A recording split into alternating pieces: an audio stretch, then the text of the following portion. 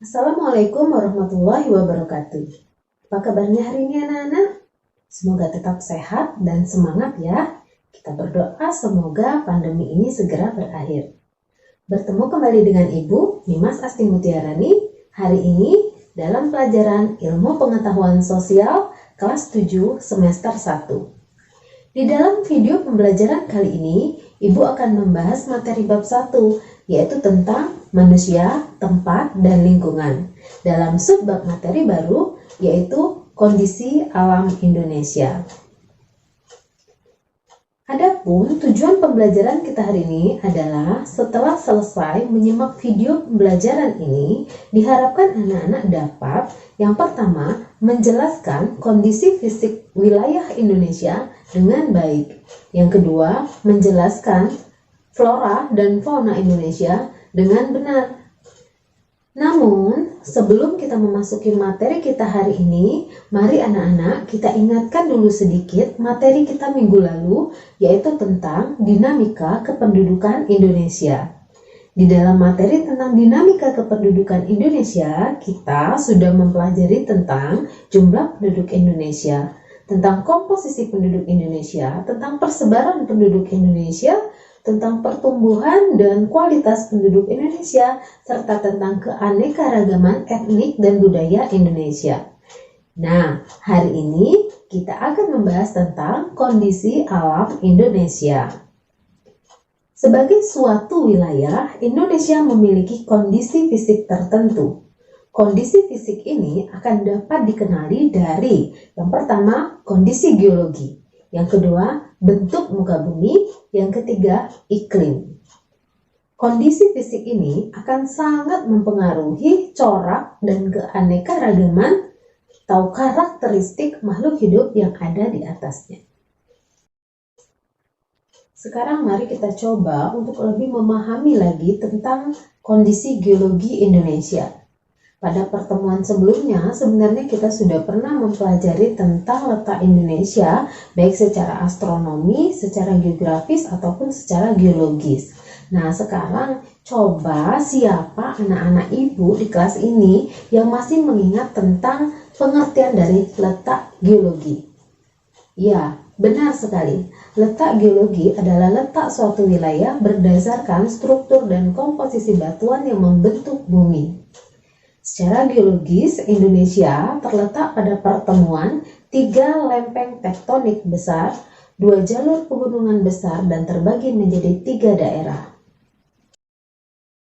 Indonesia terletak pada pertemuan 3 lempeng tektonik besar, yaitu lempeng Eurasia, lempeng Pasifik, dan lempeng Indo-Australia.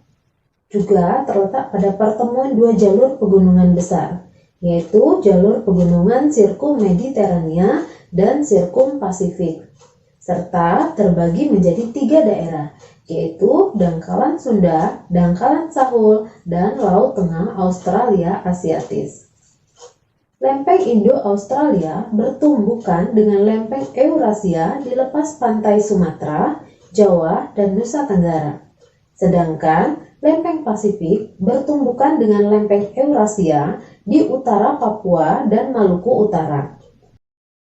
Tumbukan lempeng bisa membentuk pegunungan, gunung api, dan gempa bumi. Inilah mengapa negara kita memiliki banyak sekali gunung api dan sering mengalami gempa bumi. Bentuk muka bumi. Bumi kita ini memiliki permukaan yang berbeda-beda. Ada permukaan bumi yang berbentuk cembung, ada permukaan bumi yang berbentuk cekung, dan ada permukaan bumi yang berbentuk rata. Contoh permukaan bumi yang berbentuk cembung adalah gunung dan bukit. Contoh permukaan bumi yang berbentuk cekung adalah lembah, jurang, dan danau. Contoh permukaan bumi yang berbentuk rata adalah dataran tinggi dan dataran rendah. Secara garis besar, permukaan bumi ini dibagi menjadi 2, yaitu relief daratan dan relief dasar laut. Relief adalah tinggi atau rendahnya permukaan bumi. Relief daratan ada banyak sekali macamnya. Di antaranya, yang pertama gunung. Gunung adalah bentuk muka bumi yang menonjol ke atas dan berbentuk kerucut. Yang kedua, lembah. Lembah adalah daerah yang rendah, cekung, dan biasanya dikelilingi oleh pegunungan dan dialiri oleh sungai. Yang ketiga, dataran tinggi. Dataran tinggi adalah suatu wilayah yang datar dengan ketinggian lebih dari 700 meter di atas permukaan laut. Yang keempat, sungai.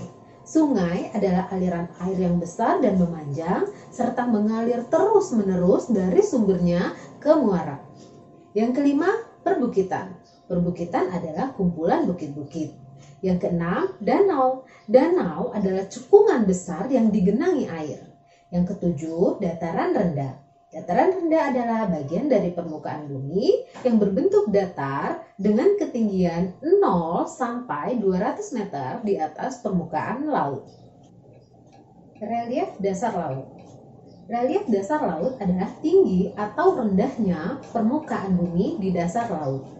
Apa saja ya yang termasuk ke dalam relief dasar laut? Yang pertama, dangkalan. Dangkalan adalah dasar laut yang dangkal yang melandai ke daratan dengan kedalaman kurang dari 200 meter. Yang kedua, lereng benua. Lereng benua adalah daerah yang kedalamannya 200 sampai 4.000 meter yang merupakan lanjutan dari dangkalan. Yang ketiga, palung laut. Palung laut adalah dasar laut yang dalam, sempit, curam, dan memanjang. Yang keempat, lubuk laut. Lubuk laut adalah laut dalam yang bentuknya bulat cekung. Yang kelima, ambang laut. Ambang laut adalah bagian dari dasar laut dangkal yang memisahkan dua buah laut yang lebih dalam. Yang keenam, punggung laut. Punggung laut adalah perbukitan yang terdapat di dasar laut dan kalau muncul ke permukaan laut akan menjadi deretan pulau. Terakhir, gunung laut. Gunung laut adalah gunung yang muncul di permukaan laut seperti Gunung Krakatau. Kondisi iklim Indonesia. Letak astronomis dan letak geografis mempengaruhi iklim di Indonesia. Indonesia sebagai negara di daerah tropis dengan bentuk kepulauan serta berada di antara dua benua dan dua samudra mengenal dan dipengaruhi oleh tiga iklim, yaitu yang pertama iklim musim atau disebut juga dengan iklim muson, yang kedua iklim tropis, dan yang ketiga iklim laut.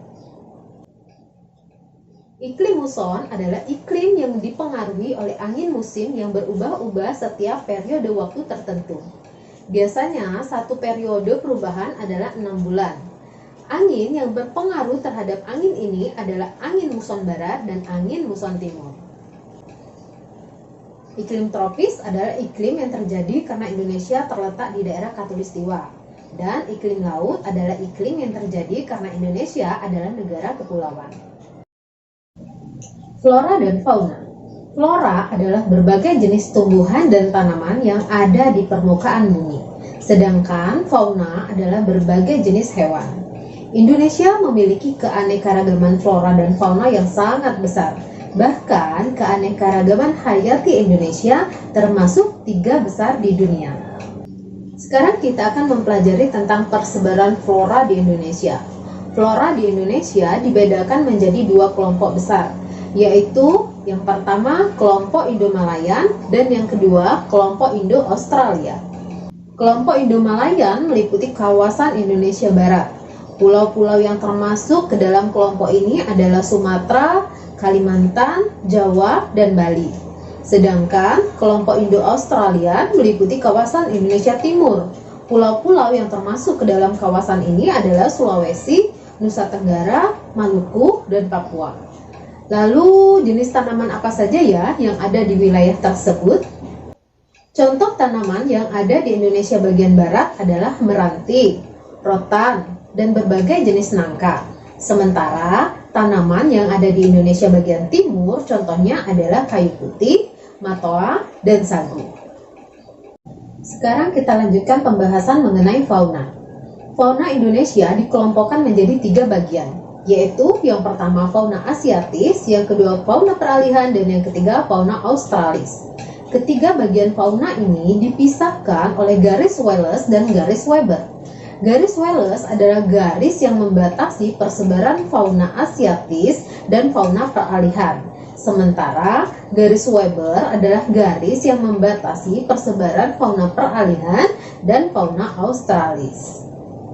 Fauna asiatis atau fauna Indonesia bagian barat mencakup wilayah Sumatera, Jawa, Bali, dan Kalimantan.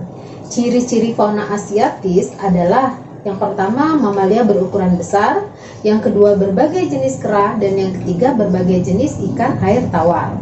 Contoh fauna asiatis adalah gajah, banteng, dan orangutan. Fauna peralihan mencakup wilayah Sulawesi, Maluku, Timor, dan Nusa Tenggara. Ciri fauna peralihan adalah hewan endemik, artinya hewan yang hanya ada di wilayah Indonesia saja. Contohnya anoa, babi rusa, dan komodo. Dan yang terakhir adalah fauna Indonesia bagian timur atau fauna australis. Mencakup wilayah Papua, Halmahera, dan Kepulauan Aru. Ciri fauna australis adalah terdapat binatang berkantung dan berbagai jenis burung. Contohnya kanguru, walabi, dan cendrawasih. Nah anak-anak, sampai di sini Ibu harap anak-anak bisa memahami materi kita hari ini ya. Sekarang mari kita simpulkan pelajaran kita hari ini. Yang pertama, berdasarkan letak geologisnya, Indonesia terletak pada pertemuan 3 lempeng tektonik besar, 2 jalur pegunungan besar, dan terbagi menjadi 3 daerah. Yang kedua, bentuk muka bumi dibagi menjadi 2, yaitu relief daratan dan relief dasar laut. Yang ketiga, Indonesia mengenal 3 iklim, yaitu iklim musim, iklim tropis, dan iklim laut. Yang keempat, persebaran flora dan fauna di Indonesia dibatasi oleh garis Wallace dan garis Weber. Sampai di sini pelajaran kita hari ini. Semoga apa yang Ibu sampaikan bisa bermanfaat untuk anak-anak sekalian. Tetap semangat, jaga kesehatan, dan jangan lupa belajar. Ibu tutup pelajaran kita hari ini dengan lafaz hamdalah, alhamdulillahirabbil alamin. Sampai bertemu lagi minggu depan dengan materi perubahan akibat interaksi antar ruang. Wassalamualaikum warahmatullahi wabarakatuh.